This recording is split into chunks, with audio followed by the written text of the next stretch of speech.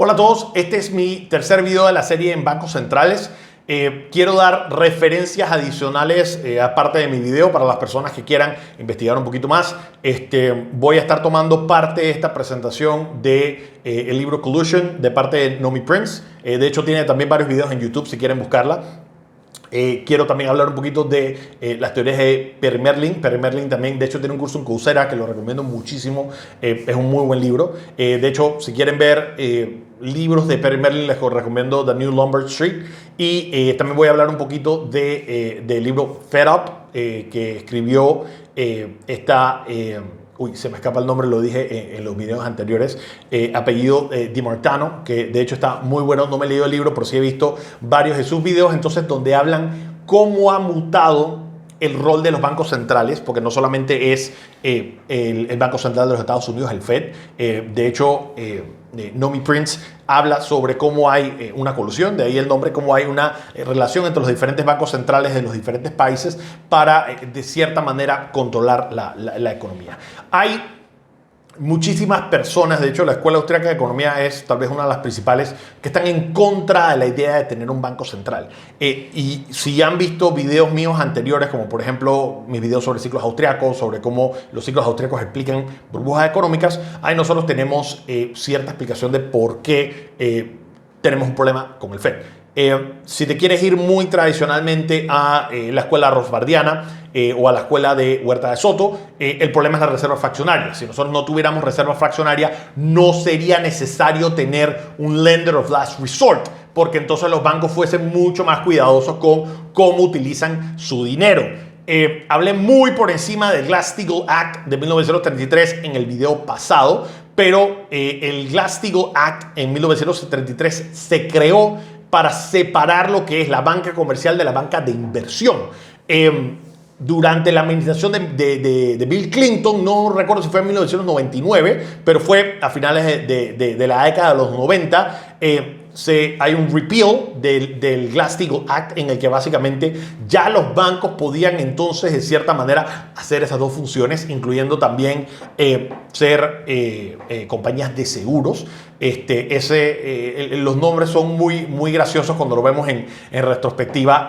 Se llamaba el Financial Services Modernization Act, en el que básicamente se quitaba el Glass-Steagall Act, permitiéndole entonces a bancos comerciales fusionarse con bancos de inversión. Y tuvimos varios casos de bancos fusionándose con otras instituciones financieras, y a lo que muchos consideran el precursor de la crisis del 2008. ¿Por qué? Tuvimos, por ejemplo, el caso de JP Morgan fusionándose con Chase siendo un banco comercial y JP Morgan un banco de inversión. Bank of America, banco comercial, fusionándose con Merrill Lynch, que es un banco de inversión. Caso de Citibank fusionándose con Travelers Group para hacer Citigroup. Y básicamente el problema con esto, lo que muchas personas están diciendo es creas un desincentivo o creas lo que llaman un moral hazard. Tú no creas un incentivo necesariamente para ser más cuidadoso con tus préstamos, porque si tú eres una compañía de inversiones en donde tú pones dinero y entiendes que hay riesgo con esas inversiones, si tú pierdes dinero, fue el riesgo que tomaste. Es tradicional, es normal en los negocios perder dinero para tratar de buscar mayores retornos. Si quieres cosas más seguras, tienes que aceptar menos retorno. Lo he dicho ya en varios videos. Pero al tú permitir que bancos comerciales se fusionaran con bancos de inversión o permitir que estos bancos se fusionaran con empresas de seguros, estás ahora dándole dinero de cuentavientes que están poniendo dinero en depósito, y entonces al utilizar ese dinero, no quiero exagerar cuando estoy diciendo especulación, pero si estás usando ese dinero de cuentavientes que están pensando que su dinero está sano y salvo en una cuenta de banco, para utilizar los instrumentos de inversión que son relativamente riesgosos, le estás dando todo el upside a las personas que están controlando los bancos para ganar dinero sobre este dinero que lo consigues a muy bajo costo, porque la tasa de interés en dinero en depósito es muy baja y encima está fraccionario, o sea que tienes más dinero del que realmente estás diciendo que tienes en reserva, y no le estás traspasando necesariamente esa ganancia al cuentaviente. Y como diría tal vez Huerta de Soto o diría tal vez Juan Ramón Rayo, que esto es hasta ilegal porque ni siquiera no estás cumpliendo con el contrato. Le estás diciendo que ahí está el dinero cuando realmente no está el dinero a la vista. ¿Por qué entonces los bancos hacen esto? Porque dicen, bueno, en el caso tal de que las cosas salgan mal, tenemos un banco central. Ese es todo el tema. Ese es todo el tema. Todo este tema de too big to fail y todo este tema de que muchas veces la izquierda está diciendo que el problema es la banca, el problema es la banca. No, al final el problema es el Estado. El problema es el gobierno creando esta serie de reglas en las que básicamente estás creando un desincentivo a actuar correctamente y entonces dice, toma todo el riesgo que quieras porque en caso de que las cosas salgan mal, yo vengo y te protejo. Porque entonces yo vengo y te inyecto liquidez en tu sistema o yo vengo y te inyecto liquidez en el banco. Entonces, este tipo de situaciones en las que personas como los tres autores que estaba diciendo al principio de mi presentación hablan y se refieren a que esto está mal. Entonces, ¿qué es lo que se ha convertido el Fed? Según Perry Merlin, el Fed o los bancos centrales no son un lender of last resort, son un dealer of last resort. Es decir, se vuelve como de cierta manera esta institución que va a comprar lo que llamaron en su momento los activos tóxicos. Aquí haciendo una pequeña pausa, la legislación que se hizo para este tipo de activos cuando fue la crisis del 2008 se llamaba TARP y era Troubled Assets Relief Program. El plan de cierta manera, relief, ahorita no me acuerdo cómo traducirlo en español, pero un plan de ayuda para activos en problemas, pero como la palabra troubled empieza con T y la palabra toxic empieza con T también, entonces la gente no lo llamaba el troubled assets, sino que llamaban toxic assets, que yo creo que es una categoría mucho más correcta para caracterizar o para clasificar esos activos. ¿Por qué se tuvieron que crear estos activos? Bueno, porque evidentemente para poder rescatar a estos bancos se tuvo que emitir nueva deuda, se tuvo que reestructurar deuda actual. ¿Y qué fue de dónde salió ese dinero? Salió de la Reserva Federal. Entonces ahí es donde estás de cierta manera viendo cómo el too big to fail sí es causa del hecho de que tienes una persona que dice, ve y gamble, ve y apuesta, y si haces estas cosas, no te preocupes, yo voy y te cuido, o yo voy y resuelvo este tema. Hay una larga historia de los bancos centrales, de cierta manera, inflando la economía. Por ejemplo, muchas personas le atribuyen la crisis del 2008 no solamente a esto que estoy diciendo del repeal del Glass-Steagall Act para convertirlo en el Financial Services Modernization Act, sino también a la actuación principalmente de Alan Greenspan, que fue el chairman del Fed por mucho tiempo. Alan Greenspan veía cuando tenías un problema en la bolsa de valores, que caía la bolsa de valores, ajustaba las tasas de interés. Esto de hecho ya lo he dicho en videos anteriores, pero resumo aquí. El Fed realmente tiene 4 estrategias para poder de cierta manera controlar la economía. Y depende mucho si va a ser una política expansiva o una política contraccionaria. Entonces, hablemos primero de política expansiva, en donde tú quieres, siguiendo su mandato dual, en el que tú quieres de cierta manera minimizar el desempleo o con, digamos, la excusa de minimizar el desempleo, hacer lo siguiente. Yo puedo, como Banco Central, controlar la base monetaria, la masa monetaria, y hacer lo siguiente. Primero, yo puedo imprimir dinero, que esto es lo que han hecho muchos bancos a lo largo de la historia. Ya he dado ejemplos en videos anteriores. Hablamos del banco del Weimar Republic, hablamos del Banco de Hungría, es lo que ha estado haciendo Venezuela, es lo que han estado haciendo el Banco de Zimbabue, en el que simplemente dicen, necesito pagar deudas, imprimo dinero y listo. Si yo soy el que tiene el monopolio sobre las notas bancarias, o sea, yo soy el que controla el dinero y simplemente le agrego ceros a mi cuenta de banco y listo, imprimo los billetes para pagar. Esto a lo largo de la historia se ha demostrado que sale tiro por la culata, en el que básicamente creas hiperinflación de manera muy rápida y a la mayoría de los bancos modernos no les gusta utilizar esta medida, pero es, digamos, la primera manera de hacerlo. La segunda manera de hacerlo es moviendo precisamente ese nivel de reserva requerida que tienen que tener los bancos. Veámoslo de esta manera. Si tú tienes que tener un coeficiente de reserva del 100%, ¿de dónde sale el dinero? De personas que están postergando consumo para ahorrar. Entonces, la tasa de interés va a ser ese incentivo para que la persona entonces pueda entonces ahorrar, y la tasa de interés básicamente le va a dar una señal al mercado a decir, oye, en vez de consumir en el presente, consume en el futuro y entonces ahorra acá. Pero, ¿qué pasa si yo digo que es la razón histórica de por qué exhibe reservas fraccionarias? Es porque simplemente, ¿cuáles son las probabilidades de que todas las personas vengan a la vez a pedirme el dinero? Entonces tú empiezas a decir, tal vez no necesitamos 100%, tal vez necesitamos menos. Entonces, si yo voy a un banco con un coeficiente de reserva del 100%, y yo pongo $1,000, hay $1,000 líquidos ahí. Yo puedo ir al banco mañana y el banco me lo regresa, como hacía el Banco de Ámsterdam. El Banco de Ámsterdam no tuvo bank runs porque ellos tenían un coeficiente de reserva del 100%. Entonces la gente iba al banco, aquí está su dinero y listo. Cuando tú tienes, por ejemplo, un banco que tiene coeficiente de reserva no del 100%, vamos a decir del 50%, tienes un tema en el que se aumenta la masa monetaria. Tú, para efectos prácticos, es como si hubieses impreso más dinero. ¿Y por qué? Una explicación muy sencilla. Vamos a decir 50%.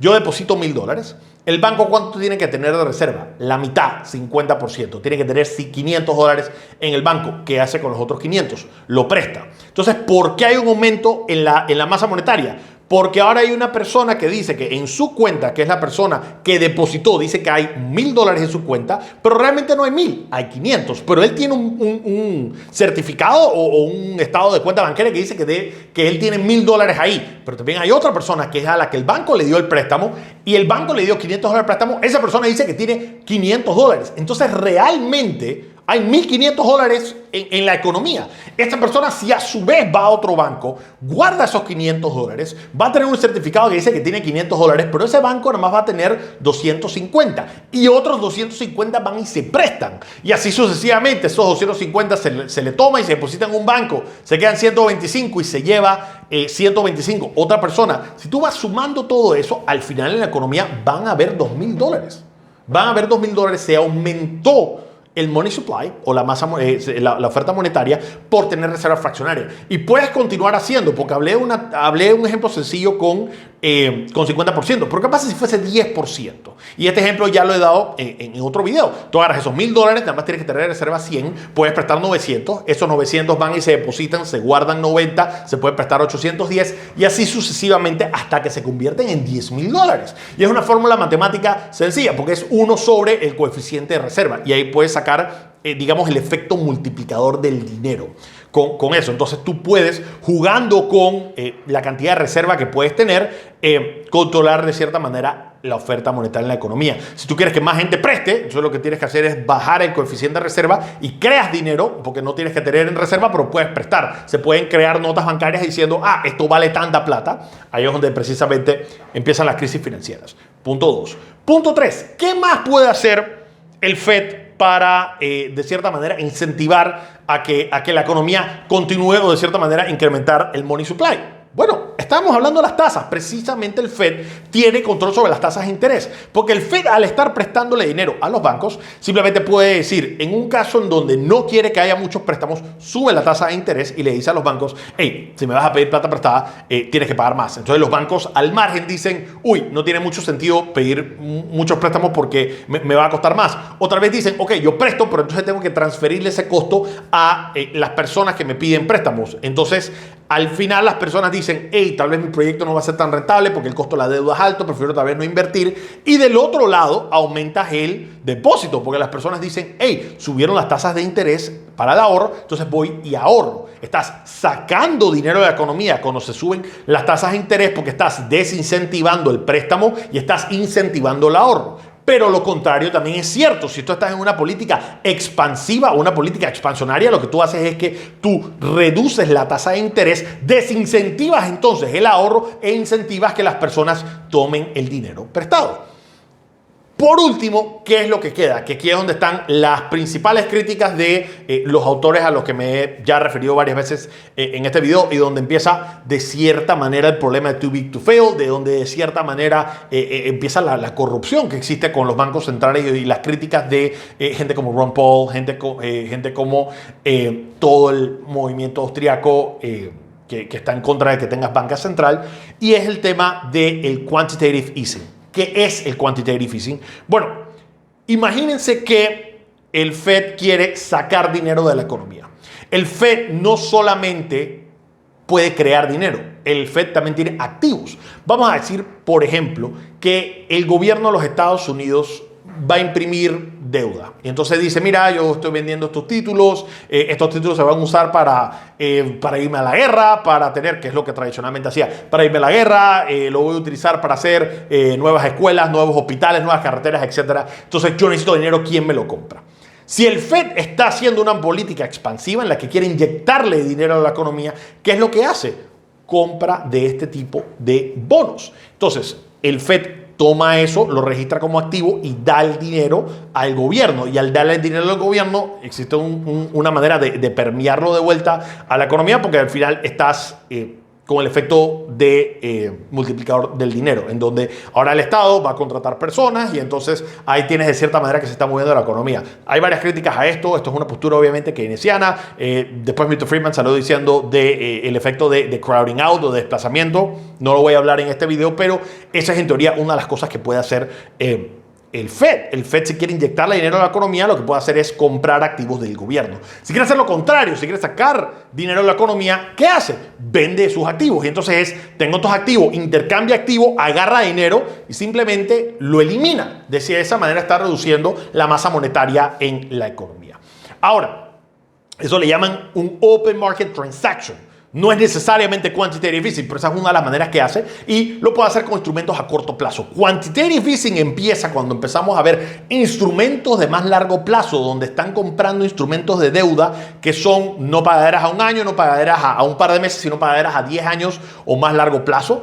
Y que también estamos hablando de comprar bonos corporativos. Ya ni siquiera estamos hablando de comprar bonos del Estado, estamos hablando de comprar bonos corporativos. Y aquí es donde precisamente están las principales críticas. Porque el Estado le está dando de cierta manera a través del Banco Central a la empresa privada diciéndole no se preocupen, si tenemos cualquier problema simplemente se emiten nuevos certificados y we bail you out. De ahí viene la palabra los bailouts y ahí toda la crítica de la izquierda y el Partido Demócrata en los Estados Unidos diciendo que debería ser un bailout para las personas y no para los bancos y no para las grandes compañías, pero es una realidad. Una cosa que está pasando es que, como dice Perry Merlin, el Banco Central de los Estados Unidos y de muchos países se ha convertido en una herramienta para que la gente emita deuda a largo plazo y que alguien siempre se las compre. Y ese alguien va a ser entonces el Banco Central o la Reserva Federal o quien sea que ese país tenga como controlador del dinero. Le está inyectando dinero a través de la compra de este tipo de instrumentos, de este tipo de activos, a través de lo que conocemos como un open market transaction. Entonces, esas son, digamos, las 4 maneras en las que un banco central puede controlar la política monetaria. Y es la que se ha estado utilizando en los últimos años. ¿Y por qué se ha estado utilizando esa en lugar de otros instrumentos?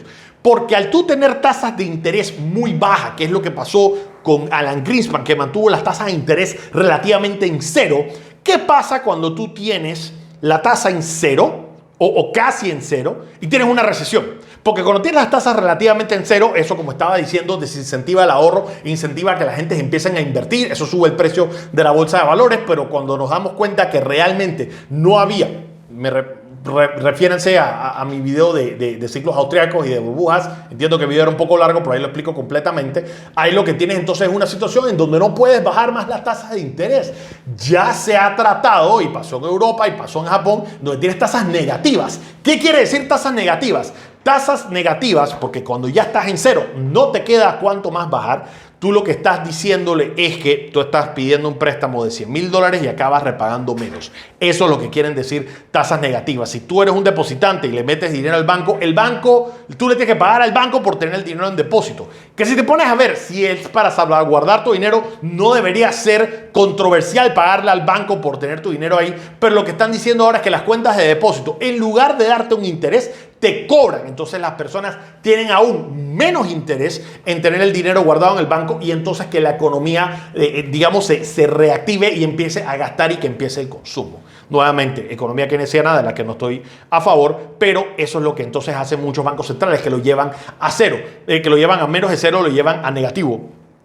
Eso también tiene una serie de problemas y de circunstancias. Eso le llaman una trampa de liquidez. Entonces, ¿qué otro recurso le queda a un banco central si ya está en una trampa de liquidez? Entonces es lo que empiezan los open market transactions. Y como hemos estado teniendo en tasas relativamente en cero, para no querer entrar en una circunstancia en donde tengas que poner tasas de interés negativas, es que ya se ha popularizado los open market transaction. De hecho, si nosotros vamos a el San Luis Fed, ellos tienen una muy buena base de datos que se llama el FRED, lo pueden buscar. El FRED es básicamente una base de datos económica y ahí pueden buscar cuántos son los activos que mantiene el FED. Vas a ver cómo se han disparado. Obviamente se disparó en el 2008, pero se disparó en estos últimos meses y en el año pasado porque el FED ha estado comprando cada vez más activos y ha estado comprando activos como manera de incentivar la economía, como manera de expandir la masa monetaria, y no solamente es comprando bonos del Estado, es comprando bonos de corporaciones,